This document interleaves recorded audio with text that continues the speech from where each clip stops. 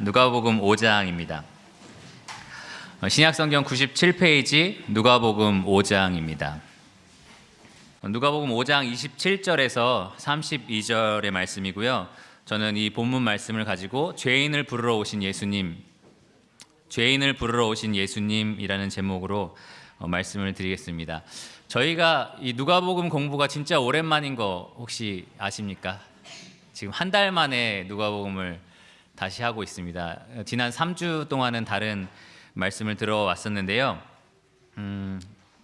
이제 아버지가 하고 나서 제가 한 달 만에 다시 누가복음을 합니다. 계속 누가복음을 공부하고 있는데 저희가 너무 오랜만에 하기 때문에 지금 어디쯤 와 있는지 잠시 말씀을 드리기를 원합니다.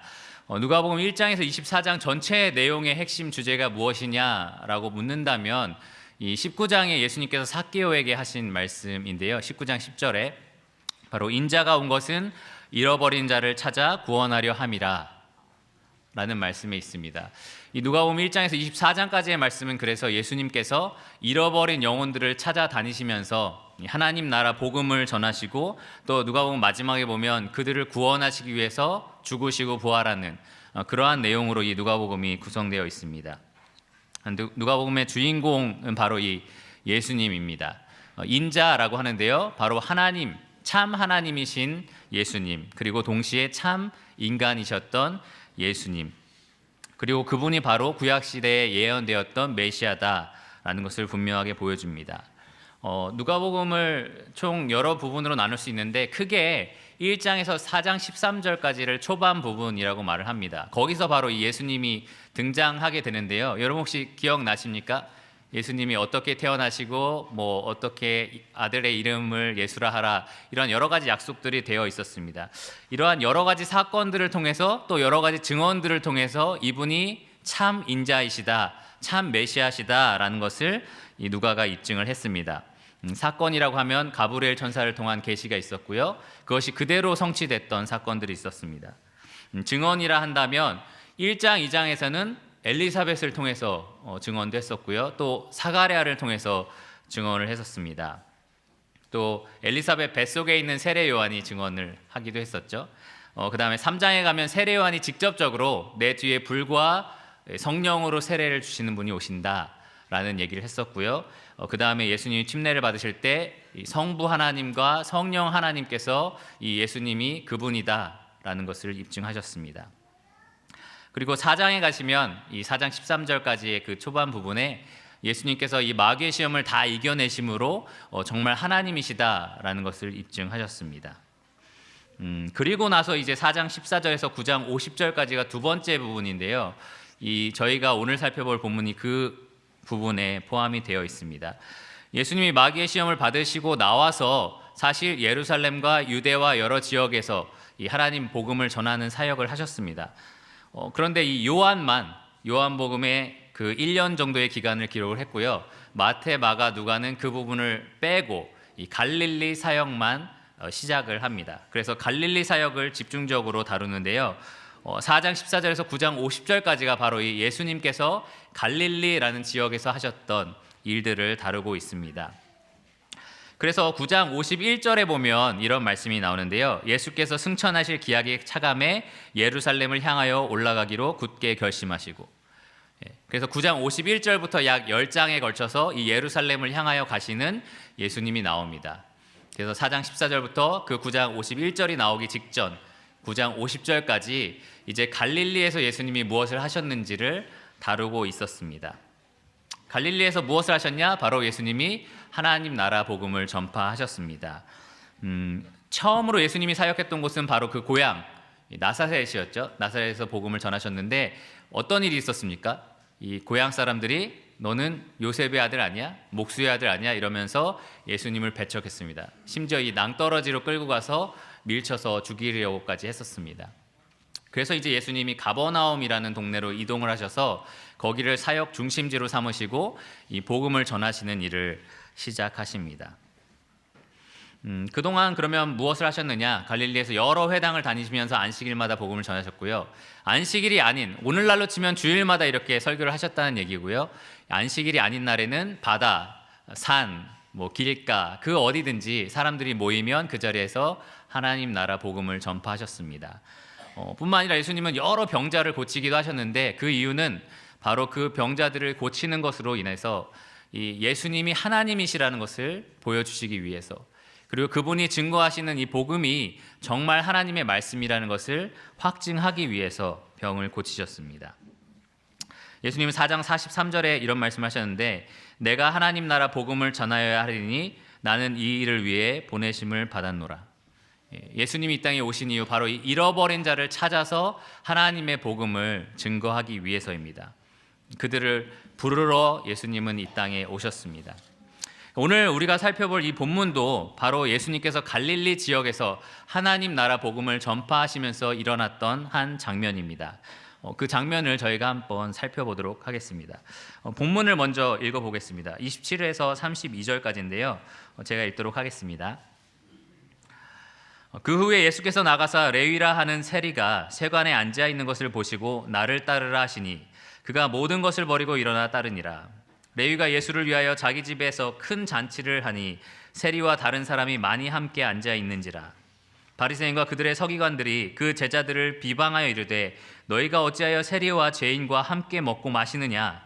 예수께서 대답하여 이르시되 건강한 자에게는 의사가 쓸데없고 병든 자에게라야 쓸데있나니 내가 의인을 부르러 온 것이 아니요 죄인을 불러 회개시키러 왔노라. 오늘 이 본문에서 저희는 두 종류의 죄인을 만날 수 있습니다. 그리고 이 죄인을 부르고 계신 예수님을 만날 수 있습니다. 한 죄인은 예수님의 부르심을 받았을 때 회개하고 예수님을 따랐습니다. 또 다른 죄인은 예수님의 부르심을 거절했습니다. 무엇이 이 두 죄인의 그러한 태도의 차이를 만들어냈을까요? 저는 오늘 이 본문을 통해서 그것을 살펴보기를 원합니다. 두 죄인이 예수님의 동일한 회개의 부르심을 받았고 한 명은 거절했고 한 명은 그것을 순종했습니다. 과연 무엇이 그러한 차이를 만들어냈는지 우리가 이 말씀을 통해서 우리는 과연 그러면 하나님 앞에서 어떠한 자세를 가져야 하는지 살펴보기를 원합니다. 먼저 첫 번째 죄인을 만나보도록 하겠습니다. 이 첫 번째 죄인은 27절에 등장하는데요. 바로 레위라 하는 세리입니다. 이 누가복음 5장 27에서 32절 말씀은 마태복음과 마가복음에서 동일하게 다루고 있는 내용인데요. 마태복음 9장 9절에서 13절 그리고 마가복음 2장 13에서 17절 말씀에 이 사건을 동일하게 다루고 있습니다. 마태와 마가 말씀에 따르면 이 레위라는 사람의 또 다른 이름이 혹시 여러분 아십니까?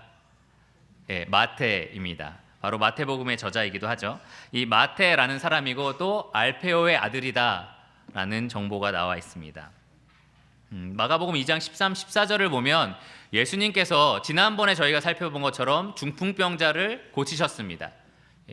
너 죄사하는 권세가 있음을 보여주셨고 병을 고치는 능력을 보여주셨습니다. 그리고 나서 예수님이 그 자리를 나와서 이 갈릴리 호수로 나오셨습니다. 예수님이 갈릴리 호수에 나오셨을 때 큰 무리가 예수님께 나왔고요. 그들에게 복음을 전파하셨습니다. 그리고 나서 예수님이 지금 이 레위라는 세리가 앉아있는 세관을 지나가고 계셨습니다. 여기 보시면 알겠지만 이 레위라는 사람의 직장은 세리였습니다. 요즘 이 세무소에서 일하는 사람, 여러분 생각할 때 정말 나쁜 사람이야 라는 생각이 드십니까? 잘 안 됩니다. 네, 그런 분도 계시는 것 같은데요.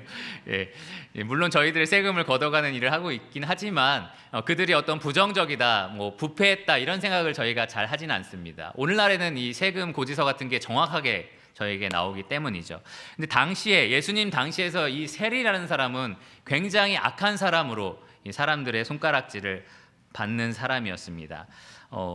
당시에 이스라엘은 로마의 정복을 당한 상태였잖아요. 로마의 식민지다라고 말할 수 있습니다. 근데 이 세리는요, 바로 그 로마, 이스라엘을 억압하고 있는 로마를 위해서 일하는 사람이었습니다. 쉽게 예를 들면 이 조선 시대, 이 옛날에 우리나라의 이 일본 순사다라고 생각하면 됩니다. 일본이 우리를 식민지로 삼았을 때 그 일본을 위해서 일하는 조선인 순사 어떻습니까? 별로 안 좋다라는 생각이 드시죠?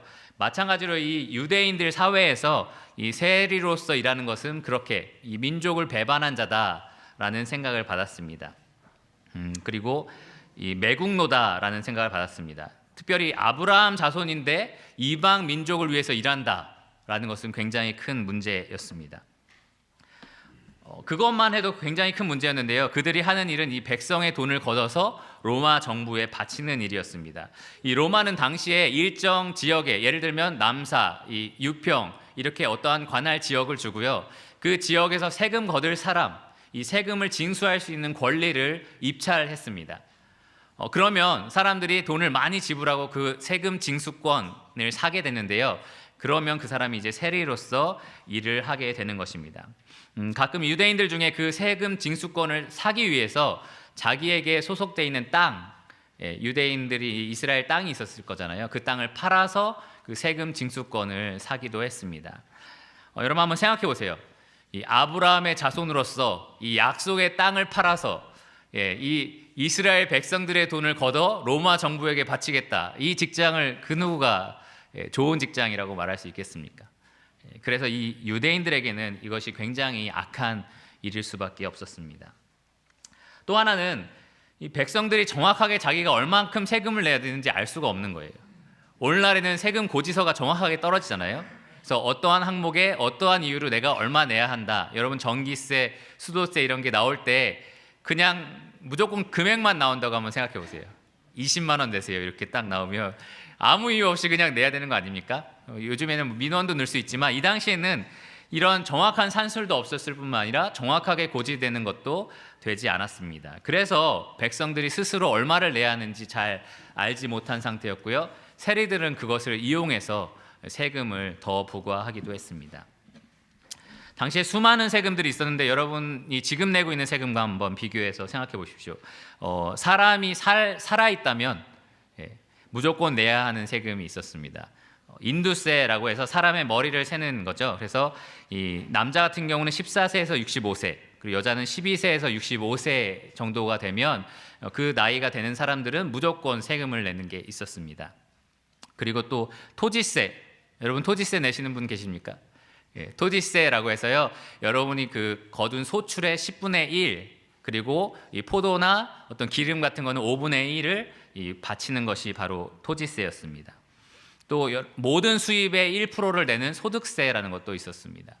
우리가 요즘 내고 있는 세금하고 좀 비슷한 게 많죠.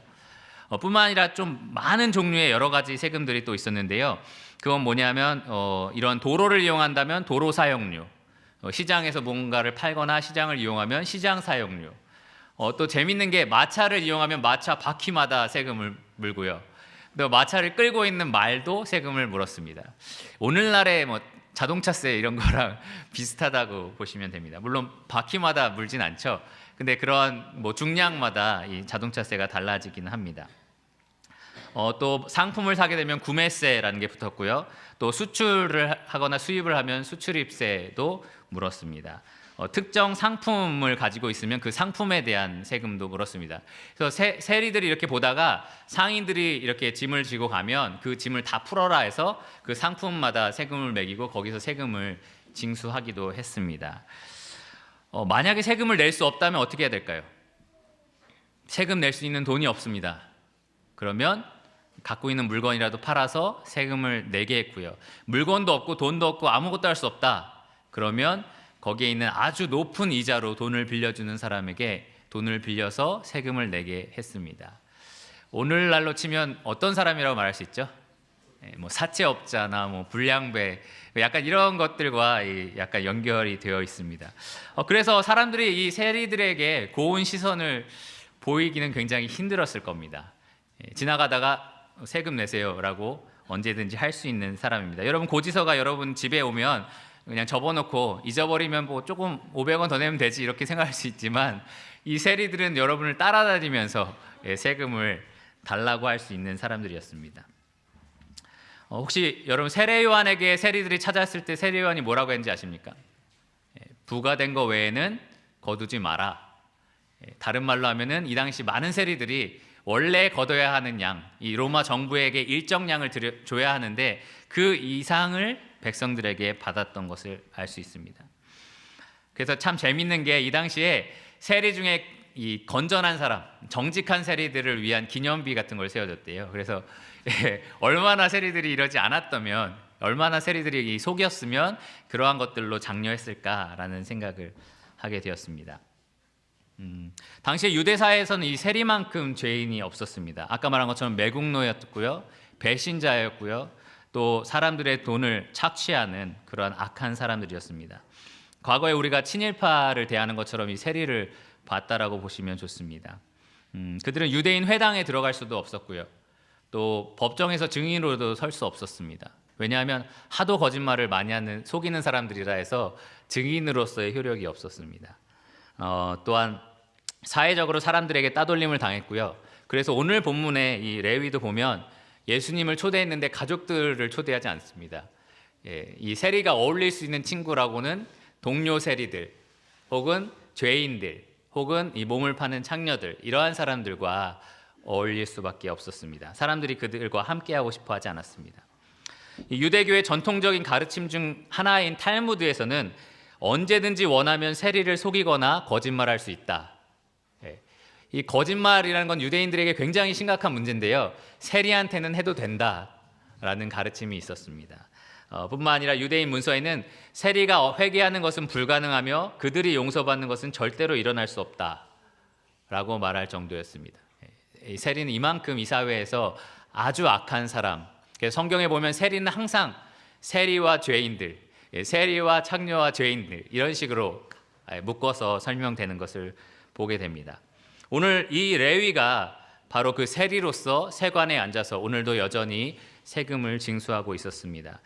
아마 지나가는 많은 사람들이 이 세리를 바라보면서 이 경멸과 분노의 눈길로 이 레위를 바라봤을 것입니다.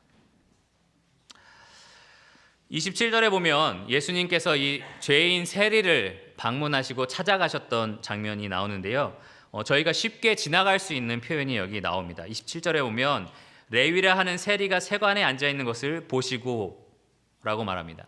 저희가 여기서 보시고 라는 말이 마치 이렇게 지나가다가 세리가 있네 라고 슬쩍 언뜻 본 것처럼 생각할 수도 있는데요, 여기 말하고 있는 보시고는 사실 자세히 관찰하여 집중하는 그러한 보는 것을 말합니다. 예수님은 여기서 어쩌다가 세리 레위를 슬쩍 살펴보신 게 아니라요, 이 레위를 아주 집중해서 자세히 아주 주목해서 살펴보셨던 것을 보게 됩니다.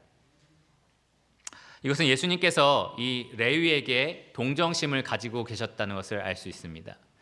이 레위를 불쌍히 바라보셨다는 겁니다. 이 많은 사람들에게 질책과 많은 사람들에게 경멸을 당하고 있었는데요, 예수님은 그를 보면서 이 잃어버린 영혼으로서 안타까운 마음과 불쌍히 여기는 마음을 가지고 이 레위를 바라보셨습니다.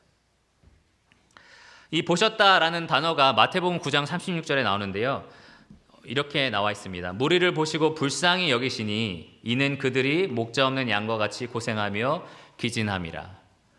이 예수님께서는 레위를 바라보시면서 그들이 불쌍한, 이 레위가 불쌍하게 길을 잃고 헤매는 양처럼 불쌍하게 바라보셨습니다. 많은 사람들은 이 레위는 절대로 용서받을 수 없는 존재다, 이 죄가 용서받을 수 없다라고 손가락질 했지만 이 예수님은 세리 마태를 보면서 불쌍하게 그를 동정히 여기시면서 잃어버린 양으로 여기셨습니다. 그리고 그분은 이렇게 말씀하셨습니다. 나를 따르라. 이것이 바로 회개에 대한 명령인데요, 네가 가던 그 길, 네가 원했던 그 모든 길들, 추구했던 모든 것을 버리고 그 자리에서 돌이켜서 이제는 나를 따라라 라고 말씀하시는 것입니다. 이것이 바로 회개라는 말의 의미입니다. 가던 길을 돌이켜서 예수 그리스도를 따라가는, 그것이 바로 곧 회개입니다. 예수님은 이 마태에게 그가 살던 삶에서 돌이켜서, 삶의 방식에서 돌이켜서 예수님을 따라라 라고 지금 회개할 것을 명하셨습니다. 자, 이제 예수님이 그를 불쌍히 보셨고요, 그에게 회개하라고 말씀을 하셨고요, 그가 어떻게 반응했는지 바로 뒤이어서 말하고 있습니다. 28절에 오면 그가 모든 것을 버리고 일어나 따르니라 라고 나와 있습니다. 레위는 아마 예수님에 대해서 들어봤을 겁니다. 예수님은 이 가버나움을 중심으로 계속해서 복음을 전파하셨습니다. 안식일에는 회당에서, 평일에는 산에서, 들에서, 그 어디에서든 예수님은 말씀을 전하셨습니다. 그래서 아마 레위는 예수님이 전했던 말씀을 이미 직접적으로 들었거나 혹은 들었던 사람들을 통해서 들었을 것입니다. 혹은 예수님을 통해서 병 고침을 받은 많은 사람들이 이야기하는 것을 이 레위가 들었을지도 모릅니다. 예수님이 하나님 나라 복음을 전하셨던 그 메시지를 알고 있었을 것입니다. 그래서 레위는요, 나를 따르라 라고 부르시니 예수님의 말씀을 듣고 바로 결단을 합니다. 이 자기의 기존의 삶을 다 청산하고 이제 그리스도를 따르겠다라고 결단을 합니다. 아주 회개가 분명했죠. 그 자리에서 말씀을 듣고 일어나서 예수님을 따랐습니다. 그리고 누가복음에는 모든 것을 버렸다라는 말이 나와 있습니다. 여러분, 한번 세리가 모든 것을 버린다라는 것을 잘 한번 생각해 보십시오. 이 베드로와 그 친구들도 배와 그물을 버리고 예수님을 따랐습니다. 그렇죠? 근데 그들이 나중에 다시 고기 잡고 싶으면 뭐가 필요하죠? 배와 그물만 있으면 됩니다. 배와 그물만 있으면 다시 고기를 잡을 수가 있습니다. 그래서 실제로 예수님이 부활하셨을 때 제자들이 다시 고기 잡으러 갔던 장면을 볼 수 있습니다. 근데 세리가 그 세금 징수권을 다 포기하고 나면 다시 세리가 되는 게 가능할까요? 아마 이 세리가 아까 말한 것처럼 자기의 모든 재물을 팔아서 이 세금 징수권을 샀을지도 모릅니다. 그리고 그가 그동안 그 많은 사람들의 모욕과 질책을 받으면서도 그것을 견뎌냈던 이유가 이 세리로서 얻을 수 있는 유익, 그 특혜 때문인데요. 그 모든 것을 포기하겠다. 그것은 아주 쉽지 않은 일이었습니다. 그가 가진 모든 유익이라든지 특혜를 다 내려놓겠다, 다 포기하겠다라는 말이었습니다. 다시 그것을 되찾지 못할지라도 지금 예수님께서 나를 부르신 이 부르심이 그 어떤 것보다도, 내가 누렸던 그 어떤 특혜보다도 더 귀한 것이다 라고 생각했던 것입니다. 그래서 레위는 예수님을 선택했습니다. 예수님을 따르기로 결정을 했습니다. 자기가 가던 그 길, 또 자기가 누렸던 그 모든 유익들, 그 모든 것을 잃는다 해도 예수님을 따르는 것이 옳다, 그것이 더 기쁘고 가치 있는 일이다 라고 생각했습니다. 그래서 레위는 모든 것을 버리고 예수님을 따랐습니다. 그리고 그 다음 말씀에 보면 레위가 예수님을 따랐을 뿐만 아니라 집에 큰 잔치를 벌이는 것을 보게 됩니다. 이 잔치를 벌이는 이유는요, 예수님에 대해서 감사하기 때문에 그렇습니다. 이 삭개오 이야기가 19장에 나오는데요, 삭개오도 예수님이 오늘 네 집에 가겠다라고 했을 때 예수님을 접대하고 기뻐하는 것을 보게 됩니다. 이 사람을 접대했을 때 이 당시에 오늘날도 마찬가지인데요, 밥 먹고 그냥 끝 이게 아니잖아요. 보통 그 자리에서 함께 나누는 교제라든지 대화를 통해서 유익을 누리기를 원합니다. 또 접대한다는 것은 이 손님에게 나의 호의나 이 감사를 표현하는 방법이기도 합니다. 그래서 이 레위는 이 자신을 회개시키신 예수님에 대한 감사의 표현으로 이 자리를 마련했습니다. 그런데 그러고 나서 끝이 아니었고요, 자기 친구들을 부릅니다. 29절에 보면 큰 잔치를 예수님을 위해서 벌였는데 세리와 다른 사람이 많이 함께 있었다라고 합니다. 이 많은 사람이라고 누가복음 돼 있지만 마태와 마가복음에 따르면 많은 죄인들이라고 말합니다. 그래서 아마 세리가 초청했던 친구들, 아마 어울린 친구들이 다 죄인들이었을 것 같은데요, 이 많은 죄인들이 이 자리에 함께 모여서 예수님과 함께 있었습니다. 이 요한 웨슬리라는 사람은 이런 유명한 말을 했는데요, 하늘나라에 홀로 간 사람은 아무도 없다. 무슨 말인지 아시겠습니까? 정말 거듭난 사람, 구원받은 사람은 자기 혼자 천국에 가지 않는다. 자기가 가지고 있는 이 은혜, 자기가 누렸던 이 사랑을 결국 누군가하고는 나눌 수밖에 없다. 왜냐하면 그것이 너무 기쁘고 즐거우니까요. 그래서 하늘나라에 홀로 간 사람은 아무도 없다라는 말을 했습니다. 지금 이 레위도 마찬가지입니다. 자기가 잃어버린 삶을 살고 있었는데요, 예수님께서 자기를 불렀을 때 너무나 기뻤습니다. 그래서 그 기쁨을 혼자 간직할 수 없었습니다. 그래서 자신과 동료였던 여전히 잃어버린 삶을 살고 있는 이 죄인과 세리들을 초청했었습니다. 마가복음 2장 13절과 17절을 보면 이 많은 죄인들, 많은 세리들이 예수님과 함께 있었다라고 말하고 있고요, 그들이 예수님을 따랐다라고 말하고 있습니다. 아마 이 잔치에서 예수님은 이 세리의 레위에게 했던 것처럼 이 많은 죄인들에게 회개할 것을 명령하셨을 겁니다. 그들의 삶을 청산하고 다시 예수님을 따르라라고 말씀하셨을 겁니다. 그리고 아마도 많은 사람들이 예수님을 따랐을 것이라고 생각을 합니다. 자, 여기까지가 저희가 첫 번째로 만난 죄인의 모습이었습니다. 레위였고요, 세리였고 당시에 많은 사회적으로 죄인으로 손가락질을 당하던 사람이었습니다. 그가 예수님의 은혜와 자비와 불쌍히 여기심으로 부르심을 받았을 때 회개하고 예수님을 바로 따랐고요. 그 결과 많은 동료들과 친구들을 그들의 집에 초청을 해서 예수님의 회개의 메시지를 듣게 하였습니다. 다음에 만날 죄인은 바로 바리새인과 서기관들입니다. 두 번째 종류의 죄인들인데요. 이 세리와는 바리새인과 서기관들이 자기 앞에 왔을 때 마태복음 3장 7절에 바로 이렇게 말합니다. 독사의 자식들아. 이 바리새인과 서기관들은 독사의 자식들로 아주 악한 죄인 중에 한 사람이었습니다.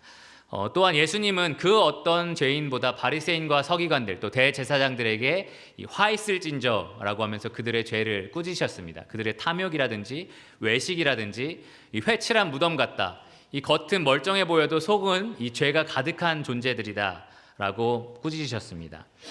예수님 입술에서 나온 가장 거칠고 심한 말들 모두 다 거의 대부분 이 바리새인들, 서기관들, 대제사장들을 향해서 나왔던 말들입니다. 이 바리새인들은 오늘 본문에서 이 큰 잔치가 벌어진 곳에 있었습니다. 근데 잔치 안에 같이 있지 않았고요. 잔치하는 곳 밖에서 서성이고 있었습니다. 차마 그 모임에 함께할 수는 없었어요. 왜 그럴까요? 나는 의인인데 내가 어떻게 저렇게 세리와 죄인 같은 사람들과 함께할 수 있어라는 생각을 가졌습니다. 이들은 음식 먹기 전에도 손을 꼭 씻어야 됐어요. 그래서 누가복음 11장 38절에 보면 손 씻지 않는 제자들과 예수님을 보면서 깜짝 놀랍니다. 어떻게 그럴 수가 있지? 라는 생각을 합니다. 그만큼 자기들을 다른 사람들과 분리해서 생각했던 사람입니다. 스스로 완벽하다, 나는 죄가 하나도 없다라고 생각한 사람은 아닙니다. 하나님 앞에 죄가 있다라고 생각했겠죠. 근데 내가 적어도 저 세리랑 죄인보다는 낫다. 내가 하는 행동들을 볼 때, 내가 맨날 기도하고 금식하고 하는 거 볼 때 적어도 보통 사람보다 나는 경건하고 괜찮은 사람이다. 이러한 생각을 가졌던 사람입니다. 예수님이 한 번은 이 세리와 바리새인에 대한 기도 비유를 하셨는데요. 이 바리새인이 어떻게 기도했는지 기억하십니까? 뭐라고 했냐면 나는 다른 사람들 곧 토색, 불의, 간음하는 자들과 같지 아니하고 이 세리와도 같지 아니함을 감사하나이다. 누가복음 18장 11절에 이렇게 바리새인이 기도하는 장면을 예수님이 말씀하셨습니다. 다른 사람하고 비교하는 거죠. 나는 저 사람에 비하면 괜찮은 사람이야. 내가 완벽하다는 건 아니야. 하지만 저 사람들에 비하면 나는 괜찮은 사람이야. 라는 생각을 갖고 있었습니다. 이 바리새인과 서기관들은 이 바깥에서 이 세리와 죄인들과 예수님이 함께 먹고 마시는 걸 보면서 견딜 수 없었습니다. 너무 분노했습니다. 그래서 그들을 비방했습니다. 그래서 이 29절, 30절 말씀에 보면 너희가 어찌하여 세리와 죄인과 함께 먹고 마시느냐라고 제자들을 비방하고 있는데요. 이 마태복음과 마가복음에 따르면 제자들에게 직접적으로 비방했기보다는 이렇게 말했습니다. 어찌하여 내 선생은 이렇게 말을 합니다. 그러니까 어찌하여 네 스승인 예수라는 사람은 세리와 죄인과 먹을 수가 있느냐라고 비난을 한 겁니다. 다른 말로 하면 예수님에게 직접적으로 말한 것도 아니고 제자들에게 했던 말이고요. 이 제자들에게 예수님에 대한 말을 한 거잖아요. 그래서 어떤 말로 하면 이렇게 들릴 수도 있습니다. 뭐냐면 너네가 따른다는 선생이 이 세리하고 죄인하고 함께 먹는 저 사람이냐? 라는 말입니다. 그래서 이 제자들과 예수님 사이에 이간하는 일도 여기에 포함이 되어 있습니다. 정말 너네가 따른다는 선생이 저런 사람이야? 라는 말을 하는 겁니다. 어떻게 세리와 죄인과 함께 먹는 사람이 의로운 사람이라고 말할 수 있느냐라는 식으로 비난을 하고 있었습니다. 여러분, 이 바리새인과 서기관들은 율법 학자들이었습니다. 성경에 대해서 아주 잘 아는 사람이었어요. 아마도 구약 성경 전체를 다 외우고 있었을 겁니다. 그들이 이 성경에 죄인이 모든 사람이 하나님 앞에 죄인이라는 사실을 몰랐을까요? 그 기록이 있다라는 걸 몰랐을까요? 그들이 이 전도서 7장 20절의 말씀을 기억하지 못했을까요? 7장 20절에 선을 행하고 죄를 범치 아니하는 의인은 세상에 아주 없느니라. 이러한 말씀을 모르고 있었을까요? 아니면 이 솔로몬이 성전을 짓고 봉헌식에서 기도했을 때 이 범죄치 아니하는 사람이 없사오니 라고 이 열왕기상 8장 46절에 기도했는데요. 이러한 기도 내용을 전혀 몰랐을까요? 그렇지 않았습니다. 이들은 모든 사람이 하나님 앞에 죄인이라는 것을 알고 있었습니다. 자기도 하나님 앞에서는 완벽하지 않다라는 걸 알고 있었습니다. 니고데모도 예수님을 찾아와서 어떻게 하면 영생을 얻을 수 있겠습니까? 라고 물어보는 장면을 보게 됩니다. 그들은 하나님 앞에서 완벽한 사람은 없다는 것을 잘 알고 있었습니다. 하지만 다른 사람과 비교해 봤을 때, 그리고 적어도 저 세리랑 죄인보다는 내가 더 의인이다 라는 생각을 갖고 있었습니다. 바로 이 사람들이 두 번째 종류의 죄인이었습니다. 남들과 비교해서 자신은 의롭다. 남들이 하는 것들을 봤을 때, 내가 하는 여러 가지 기도나 종교적인 의식들을 볼 때 나는 적어도 괜찮은 삶을 살고 있다, 문제없는 삶을 살고 있다, 그러한 생각을 갖고 있는 사람들이었습니다.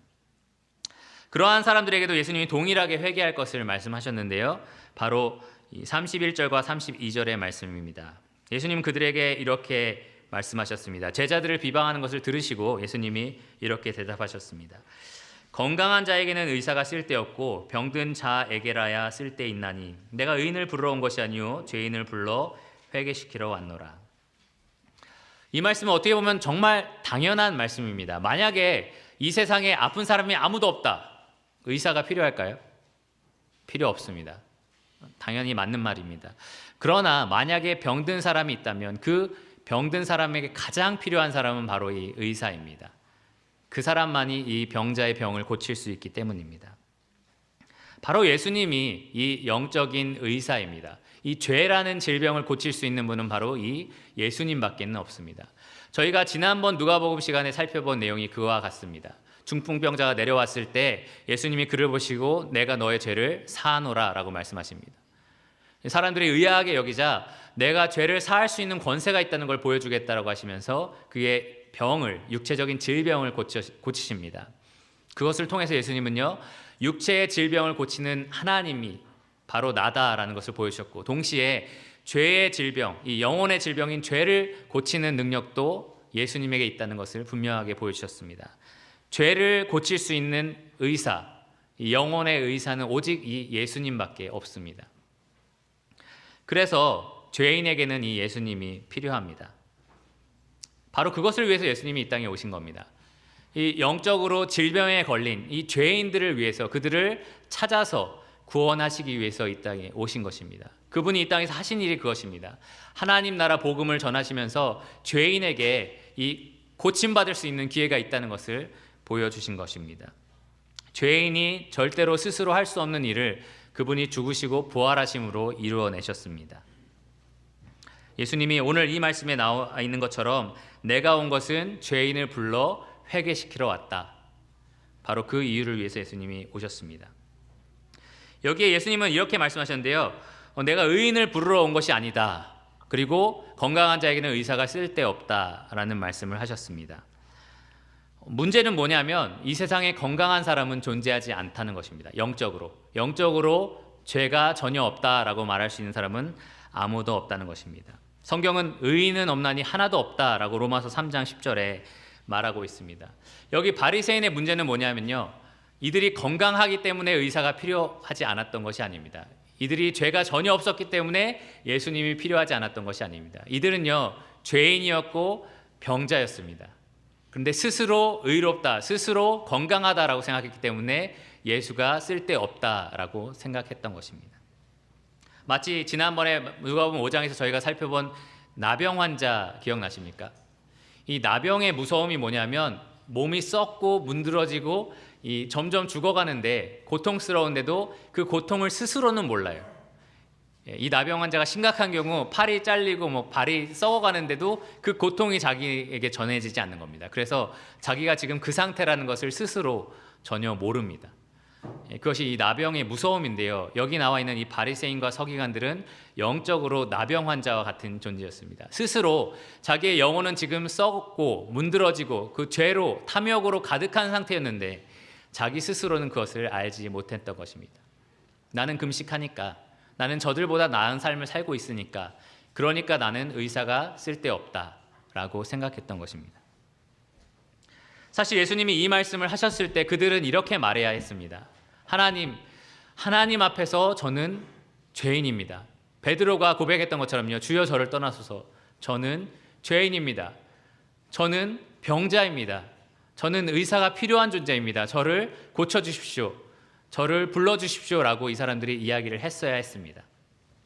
하지만 그들은 남들과 비교해서 자기가 의롭다라고 생각했기 때문에 의사가 쓸데없다라고 생각했습니다. 그래서 예수님이 이렇게 그들을 강력하게 촉구하셨는데도 불구하고 예수님을 거절했습니다. 저희는 오늘 두 종류의 죄인을 만났습니다.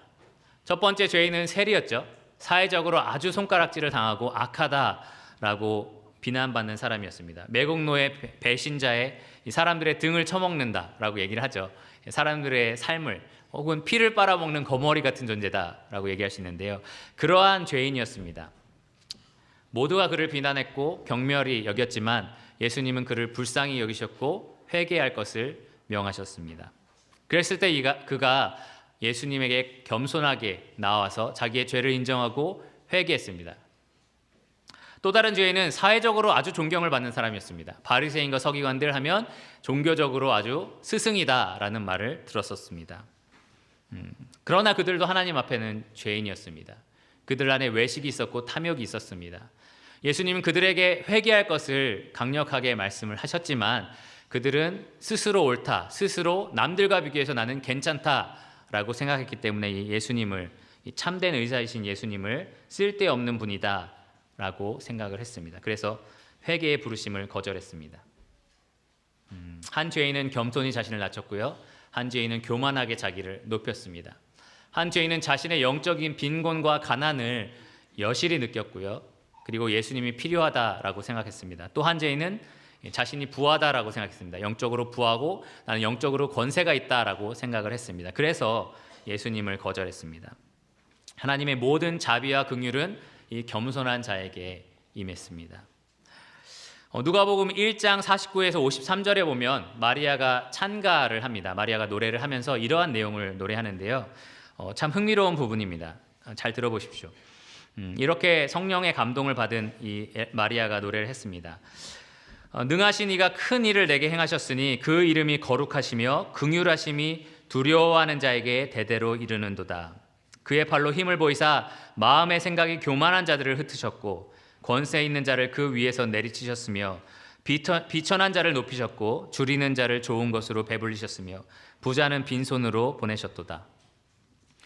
솔로몬은 잠언 18장 12절에 사람의 마음의 교만은 멸망의 선봉이요 겸손은 존귀의 앞잡이다 라고 말했습니다. 저희가 함께 예전에 공부했던 야고보서 4장 10절에는요 주 앞에서 낮추라 그리하면 주께서 너희를 높이시리라 라고 말하고 있습니다. 여러분, 이 세상에 존재하는 모든 사람은 결국 다 죄인입니다. 모두 다 죄인입니다. 이 모든 죄인들에게 하나님께서는 사실 그 죄에 대한 대가를 찾으십니다. 심판하십니다. 감사한 것은 하나님이 죄인들을 사랑하셨다는 데 있습니다. 그 많은 자비와 긍휼하심에 따라서 그 죄인들을 불쌍히 여기시고 그 죄인들을 잃어버린 양처럼 생각하셔서 그 아들 예수를 보내셔서 그들을 찾으시고 그들을 구원하셨던 그러한 하나님인 것을 보게 됩니다. 죄인이 이 예수님께 보일 수 있는 반응은 둘 중 하나입니다. 하나는 겸손히 자신을 낮춰서 예수님의 그 회개하라라는 부르심에 응답하는 것입니다. 또 하나는 교만하게 자기를 높여서 예수님이 필요 없다, 쓸데없다라고 여기는 것입니다. 거절하는 것입니다. 성경에 보면 우리가 주 앞에 낮아진다면, 이 우리의 죄를 인정하고 겸손히 우리를 낮춘다면 그 어떤 죄도, 그 어떤 큰 죄도, 많은 죄도 하나님께서 용서하시는 것을 보게 됩니다. 죄가 많은 곳에 은혜가 넘치는 것을 보게 됩니다. 사람을 죽이고 사람의 물건을 빼앗은 강도, 예수님이 용서할 수 있을까요? 내가 오늘 나와 함께 낙원에 있으리라. 겸손히 낮춘 강도를 예수님은 용서하셨습니다. 교회에 있는 사람들을 옥에 가두고 막 죽이는 일을 하는 사람, 바리새인 중에 바리새인, 예수님이 용서하실 수 있을까요? 예수님은 그를 용서하시고 사도로 세우셨습니다. 오늘 나와 있는 이 세리, 배신자의 매국노의 이 백성을 등쳐먹는 이러한 사람들, 예수님 용서하실 수 있을까요? 겸손히 자신을 낮추고 회개한 이 죄인을 예수님은 용서하셨고 마태복음의 저자로 삼아 주셨습니다. 반대로 교만한 사람은요, 자기 스스로 아무리 나는 죄가 별로 없어 라고 생각할지 모르지만 절대로 하나님의 용서하심을 맛볼 수 없습니다. 예수님은 성령을 거스르는 죄에 대해서 절대 용서받지 못할 죄라고 말씀하셨습니다. 무슨 말이냐면 하나님께서 진리를 보여주셔서 우리가 죄인임을 깨닫고 하나님께 돌이켜야 한다는 것을 분명히 알았는데도 내가 스스로 교만해서 그것을 받아들이지 않는다면 그 죄만큼은 사실 용서받을 수가 없습니다. 여기 나와 있는 바리새인과 서기관들처럼 말입니다. 그래서 저는 오늘 여러분에게 이 말씀을 드리기를 원합니다. 아직까지 예수님을 따르지 않으시는 분이 계시다면, 아직까지 여러분 회개하지 않고 여러분이 잃어버린 자들이라는 것을 모르고 계시는 분이 계시다면 꼭 기억하시기를 바랍니다. 하나님은 여러분들을 사랑하십니다. 하나님은 여러분을 불쌍히 보고 계십니다. 잃어버린 삶을 살고 있고 잃어버린 영혼으로서 지금 헤매고 있는 것을 불쌍히 보고 계십니다. 그리고 여러분을 부르고 계십니다. 회개하라고 말씀하십니다. 여러분 잃어버린 삶을 살고 있는 그 삶에서 돌이키고 예수님께 나오라고 지금 부르고 계십니다. 여러분 지금 둘 중에 하나의 반응을 할 수 있습니다. 여기 있는 세리처럼 겸손히 여러분을 낮추고 회개하는 것입니다. 아니면 여기 있는 바리새인과 서기관처럼 교만하여 나는 낫다, 나는 다른 사람에 비해서는 괜찮다, 나는 적당히 괜찮은 삶을 살고 있다라고 예수님을 거절할 수도 있습니다. 여러분 어떻게 반응하시겠습니까? 겸손히 자신을 낮추면 하나님이 여러분을 높이실 것입니다.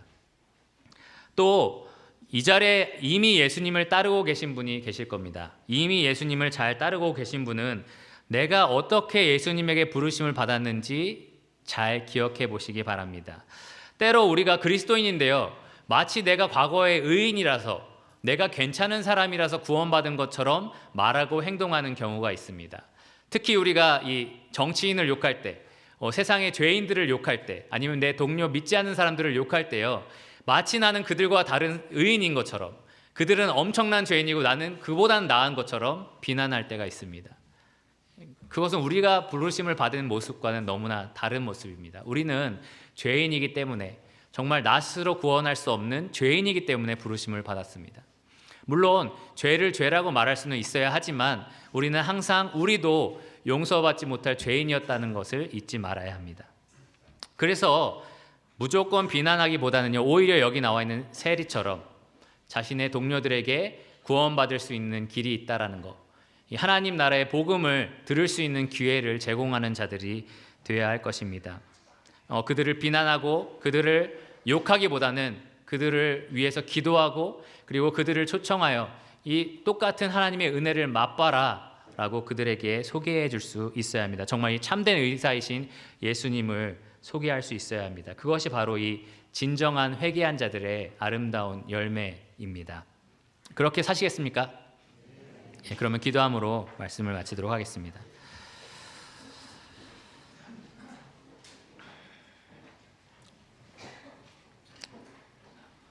주님 감사합니다. 오늘 말씀을 통하여 저희가 두 종류의 죄인을 만나보았습니다. 그리고 그들을 사랑하셔서 회개할 것을 명하신 예수님의 모습을 만났습니다. 주님 겸손히 자신을 낮추고 예수님을 따르기로 결정한 세리를 주님께서 용서하시고 또 사랑하셨던 장면을 보게 됩니다. 주님은 정말 자비와 긍휼이 풍성하신 분이십니다. 죄인이 회개할 때 그것을 거절하지 않으시는 분이십니다. 그 사랑에 진심으로 감사를 드립니다. 저희가 겸손히 우리 자신을 낮추고 예수님을 따르는 그러한 신실한 주님의 자녀가 되기를 원합니다. 또 이 자리에 혹시 예수님을 따르지 않고 스스로 의인이라고 여기는 사람이 있다면 여기 있는 레위처럼 자신을 낮추고 예수님을 순전하게 따를 수 있는 그러한 마음을 허락하여 주시기를 원합니다. 이 시간 들려진 모든 말씀을 주님 성도님들의 마음에 새겨주시고 오늘 한 주 살아가는 동안 그 말씀의 힘으로 살아갈 수 있도록 도와주시옵소서. 이 모든 건 예수 그리스도 이름으로 기도드렸습니다. 아멘.